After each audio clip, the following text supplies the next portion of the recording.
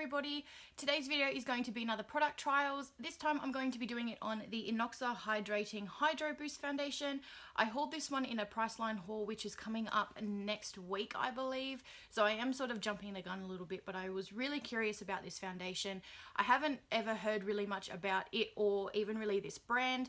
I always pass it in Priceline and never really give it much thought, so I wanted to give it a go and see how it works. So I picked this one up in the Priceline 40% off cosmetic sale, so it was much cheaper than what it normally retails for. I think it retails for around about the $40 range. It is a very liquidy foundation. You can see there it's actually broken up quite a bit in the bottle. I have not used this foundation yet, and that is actually how much product came in my bottle. So it actually almost sort of looks like it has been used before. I have not used it. So you've got to shake this one up before you use it.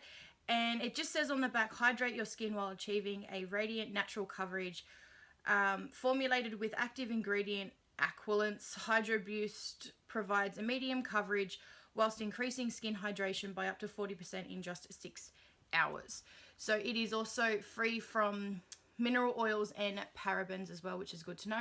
Now that I have shaken it up, it does look like all of the ingredients have gone back together again. It is a dropper foundation, so very runny, so it'll be interesting to see how this actually applies on my skin. As with all of my product trials, I always treat the foundation as if I would on any regular day when I'm not filming it or reviewing it. So I am going to prime my skin. I am also going to put powder over the top of my foundation, and I'm also going to spray my face with a setting spray at the end, just because that's what I do every day anyway, so it's my usual routine. So I'm just going to quickly prime my face now.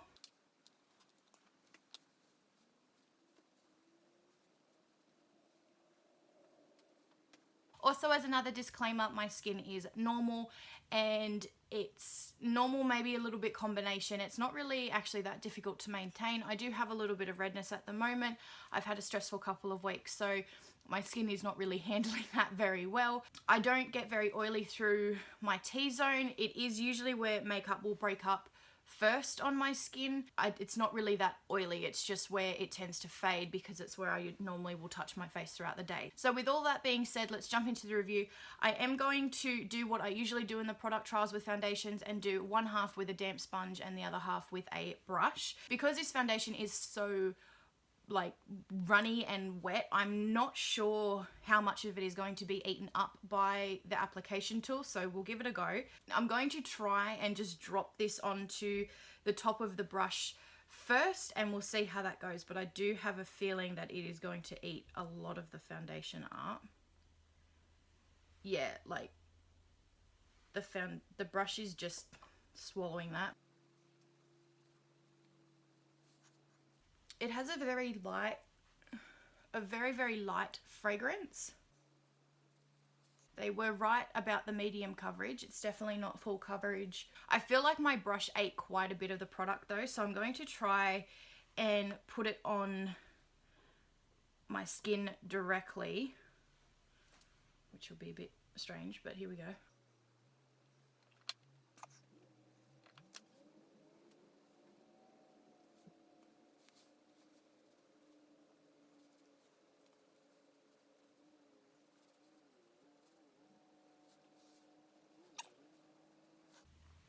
So there is one layer of the foundation.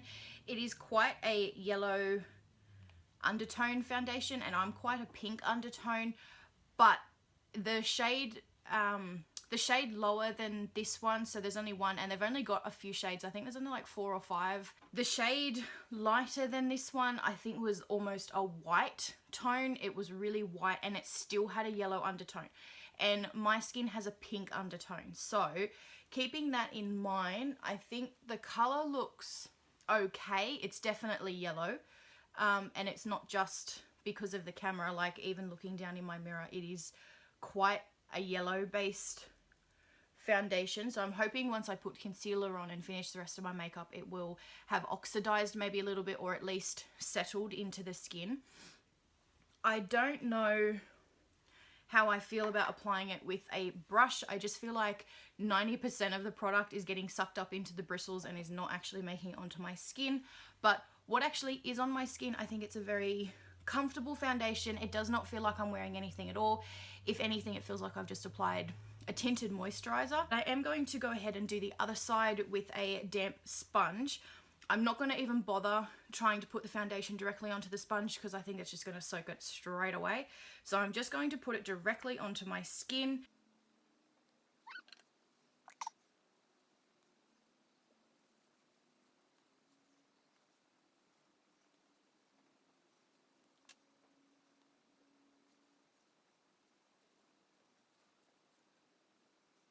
Okay, so that is now one layer of the foundation on both sides of my face. I don't mind the finish of it. It is not a matte finish at all. It is quite dewy. At the moment, honestly, I'm having a little bit of trouble looking past the very, very yellow undertone of the foundation. It's just not normally what I would look for in my regular foundations. I tend to like a matte finish, and obviously I prefer foundations with pink undertones because it matches my skin. I'm definitely gonna have to try and blend this a little bit down my neck because it is definitely a very obvious difference in tone. I did, however, enjoy applying it with a sponge over the brush. I think the sponge gave me a better coverage. Okay, so I am going to try and build on it to see if it is buildable. I highly doubt I'm going to get too much more coverage out of it than what I already have, but I'm going to give it a go anyway and just see, particularly around my cheeks, if I can get any more coverage there, because I feel like it is lacking on my cheeks.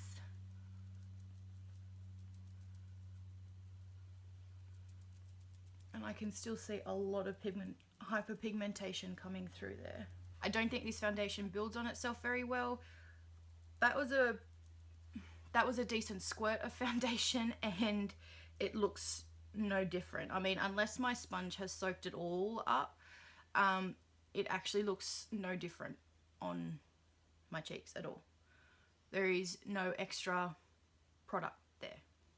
Okay, so I'm just going to go ahead and do the rest of my makeup and I'll be back in a second. Okay, I am back and I have finished the rest of my makeup.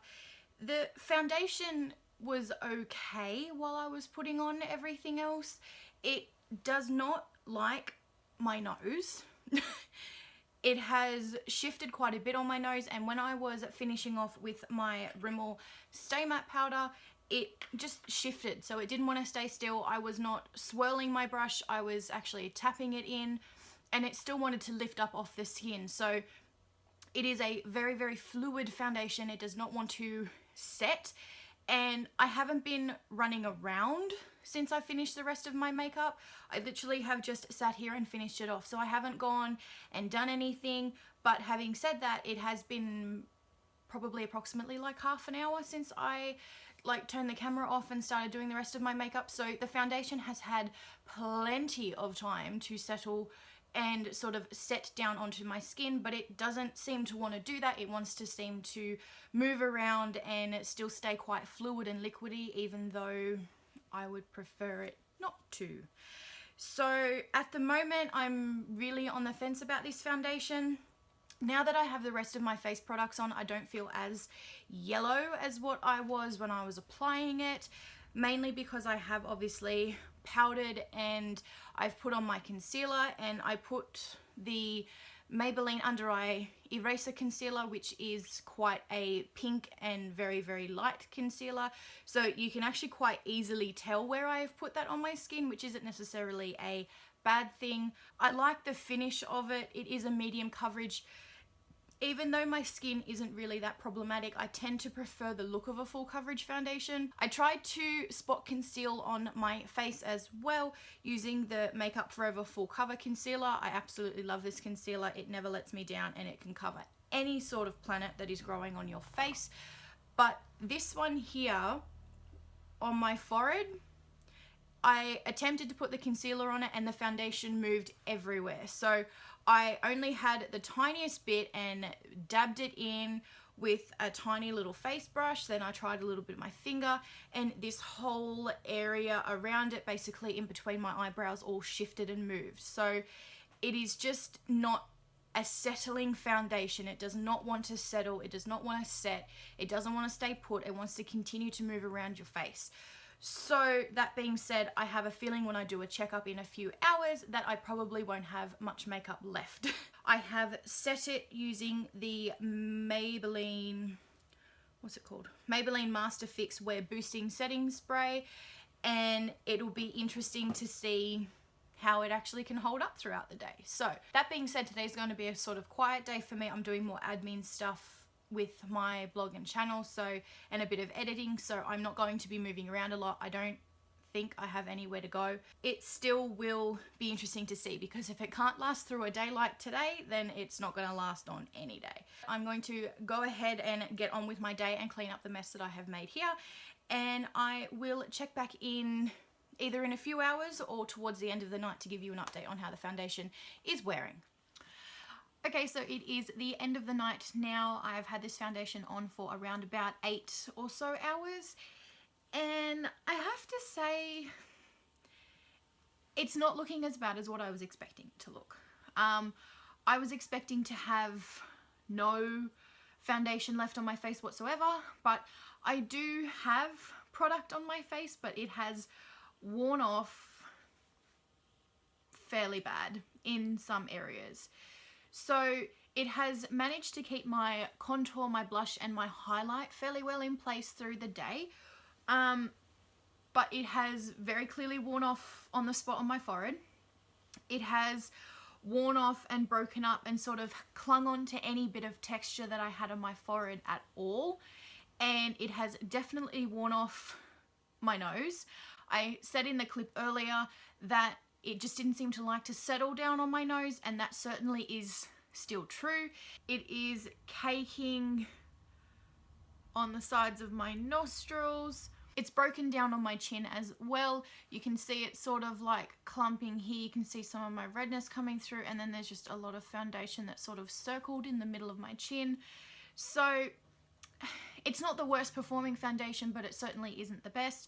I think the reason why it hasn't managed to last very long is purely because it did not seem to want to set down, and it just seemed to want to transfer around. Like throughout the days I've touched my hands, I've had foundation come off. The color I think still looks okay, but now that it is patching off my forehead and I've got patches on my skin, you can really tell that I am not a yellow undertone. So I was hoping more for the cost that this was.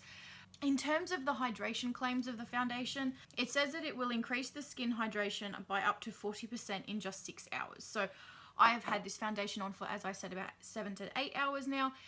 And I mean, I don't feel dry, but I never feel dry. I don't know if it's really done that, but I am starting to get the feeling where I want to scratch the makeup off my face. I don't think it feels heavy. It doesn't feel gluggy or anything like that, but I just want to get to the point now where I want to take it off. As I've been sort of catching my reflection in things, I just haven't really liked how it's been shifting and moving around. It has kept the product on my cheek, as I said. Like, you know, the highlighter is still really nice.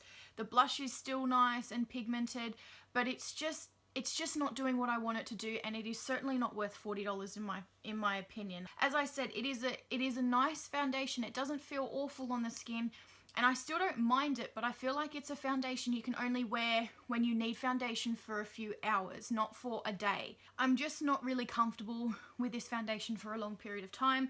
As I said, I could wear this for a few hours, so this may be a foundation that I wear for filming, particularly because the effect of it is quite dewy and it looks really quite healthy.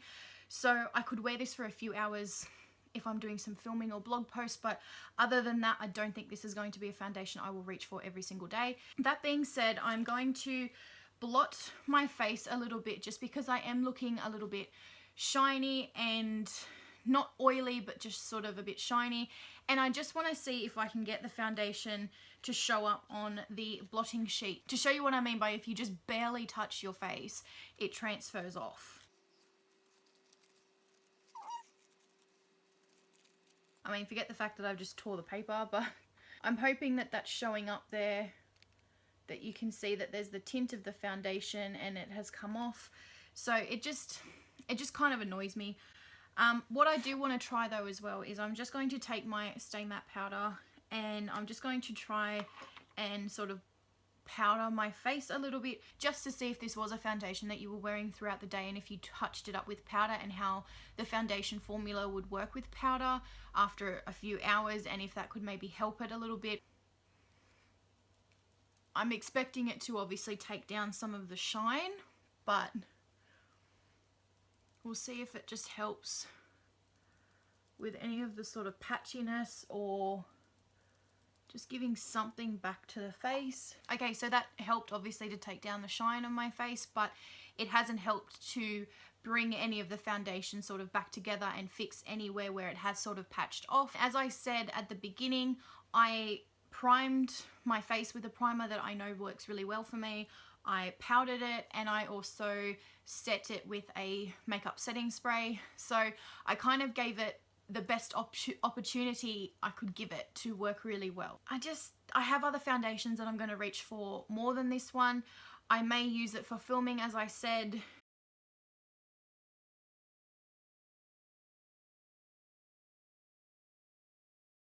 Or I might reach for it on a day where I'm doing sort of a no makeup look for the same reason. But other than that, I don't think this foundation is going to make it into a holy grail for me. I did want to quickly mention too the highlighter that I do have on, which is absolutely gorgeous. It is the A2O Lab Spectrum highlighter that I hauled from Shop Miss A couple of weeks ago. If it's going to, there we go.